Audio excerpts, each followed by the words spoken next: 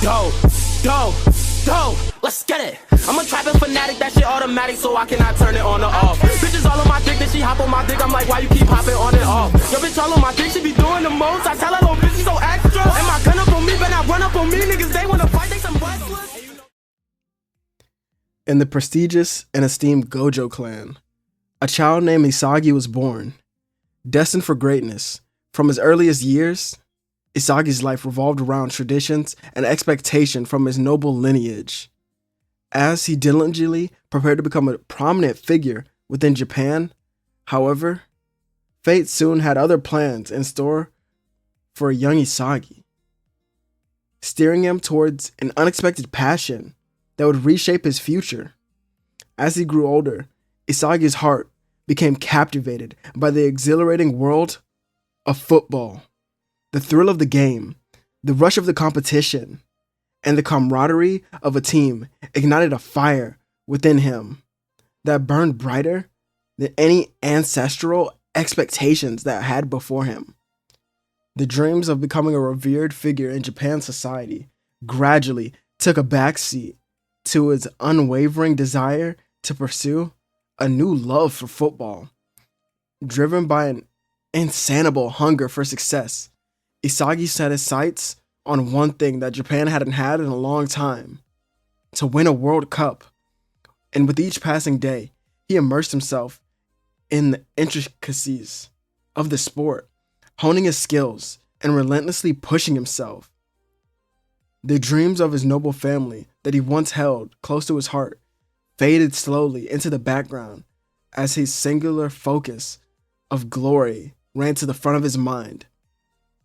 A 10-year-old Isagi stands on the football field of his club team, looking around at all the other kids his age. All of you are so annoying. He smiles while dribbling through all the other kids in his way, using his lapsed blue dribbling technique. As he gets through everyone in his way, he continues laughing, asking himself what he should do now. Oh, I got an idea. Isagi then flicks the ball into the air and rips a shot into the goalkeeper's face, sending the ball and the player into the back of the net. The younger kid starts to cry, with Isagi looking down on him. Pretty pathetic.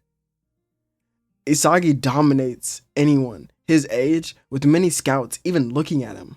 As after the game, he walks off, not paying attention to his coach. Who the hell cares what you say? I won, didn't I? Isagi, football is a team sport. I'm sure it is, but I scored the most, so I'll say the victory is mine. He continued to play like this until age 15, as by now, he's regarded as one of the new Gen 11 members. He's also a kid who plays for one of Japan's club in the U18 groups. FC Tokyo was an amazing squad before adding Isagi, but now they've become incredible.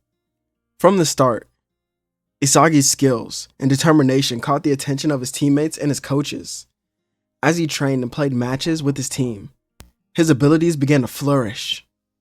Time does pass, with Isagi becoming close to his club.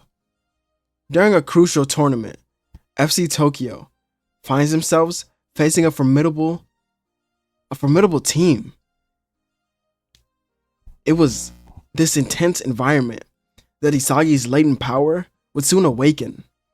Known as the Six Eyes, this ability granted Isagi complete vision of the field, sort of like metavision in a way, being able to read the movements of players with incredible precision.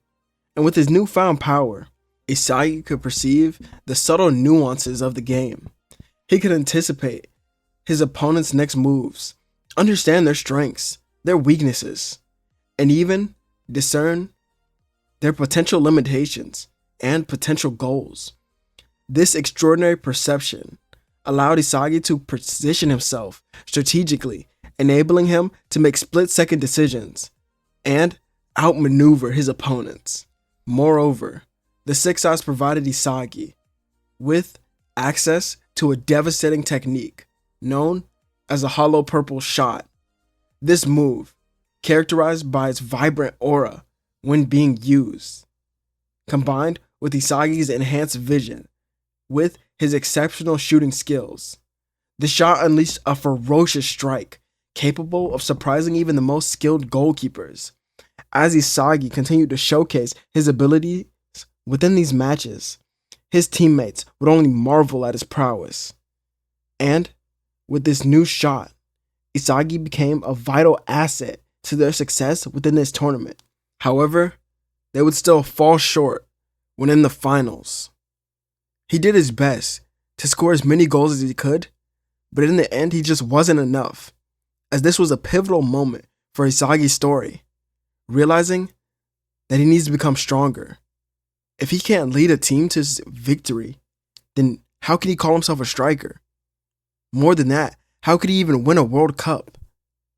He has to be better.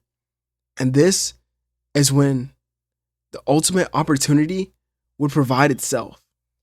With the season now being over, Isagi is presented with the letter. Blue Lock was something that had caught his attention. He was already a part of the new Gen 11, but this was something that could make him even stronger. This was what he was looking for. So he heads off, leaving his clan behind without saying a word. Arriving at the facility, he gets stares from everyone. Some players even try to talk and ask for an autograph, but he ignores them all, walking inside while boasting. So this is Blue Lock. Kinda average. I don't care what you have to say at all. I joined because if anyone thinks they'll become the best, I plan to crush them. You can go ahead and open the doors. I made my decision before even stepping inside this building. Jinpachi Ego grins from ear to ear, allowing Isagi to pass through while beginning his speech. Anri then hands him a uniform with no number on it at all, as he walks off smiling. And now, we skip to the first day of Blue Lock, as Isagi sits in a room, waiting for his teammates to arrive. As now, in this timeline or story, he'd be a part of Team Y with Okawa and Nico. As they arrive, and they begin explaining who they are and introducing themselves. Now, a game of tag was presented, and they begin it. Some random player was it, and couldn't hit anyone with the ball, leading to his eventual elimination. Now their real training could begin. Since Isagi was so far ahead of everyone, he was so good at this. And there wasn't a challenge at all to him. It all came naturally. And soon their first match was announced to be against Team V. Isagi didn't seem worried, as he knew their abilities wouldn't be enough to beat him. However, one person began to follow Isagi almost religiously, as it was Iki Nico. The two didn't have a friendship, it was more like a partnership in a way, as Nico wanted to become more like Isagi with each passing day, as he realized how far ahead he was in terms of skill and knowledge. So, he would continue to study Isagi like a science project in order to further his own growth. Soon, match day was here, with both teams appearing on the field. Isagi claims that this shouldn't be a problem, but Ryo thinks otherwise. He points out how Nagi will become the best and win them a World Cup. This makes our protagonist laugh and walk to the ball at the center of the field. I'm sure you think these numbers detailing your rank mean something, but I don't at all. I know in Japan, there's no one greater than me. With his exceptional skills, Isagi proved why he was regarded as a new Gen 11 member. From the whistle, Isagi took control of the game, displaying his offensive prowess. His lightning-fast footwork, precise passes, and strategic positioning left the opposing team in disarray. Isagi's ability to read the game and exploit the weaknesses in the defense allowed for him to create a numerous number of scoring opportunities for himself and even teammates. And with him heading down the field, he showed off the 6 eyes. Ryo and Zantetsu tried to sandwich him defensively, only to be forced into his highlight play. And with his 6 eyes, they allowed him to react almost instantaneously, predicting the moves of his opponents, which goes hand in hand with his clan's own Limitless. But here, Limitless won't work how Satoru Gojo's is. Instead, it'll be kind of like the Byakugan, but even stronger. And since this is like a 360 zone, well, within it, Isagi is of course absolute, meaning Zantetsu and Ryo stood no chance at stealing the ball and were humiliated in the first play. Isagi then passes to Nico, who then sets him up perfectly for the first goal of the game. It might shock you here, but Nico had been pushing himself so hard that he could keep up with Isagi just a little bit, as the two would high five, looking back at their opponents with hunger in each of their eyes. This was just the first goal of many, but Isagi's dominance did not end with his offensive brilliance. His defensive skills were as equally awe-inspiring. With impeccable timing, he intercepted passes, blocked shots, and disrupted his opponent's attacking plays. Isagi's sheer determination and unyielding focus made it nearly impossible for his rivals to break through his solid defense. As Team V made their attack, Ryo looked for Nagi, only to have the ball intercepted by Isagi. Wait, he's on defense too? From this, Team Y ran up the field. Isagi tells his team, well, it's pointless, since he was already there. Isagi slams his foot into the ball, using reversal red to strike it and make a pinpoint pass to Nico, who was ready to slam his foot using his own version of the direct shot, as here is where he sees his eyes, almost in puzzle-like pieces, showing off his own spatial awareness and how he was able to make it to the goal. He gets a short flashback detailing how he moved in the shadows while others were focused on Isagi and their opponents.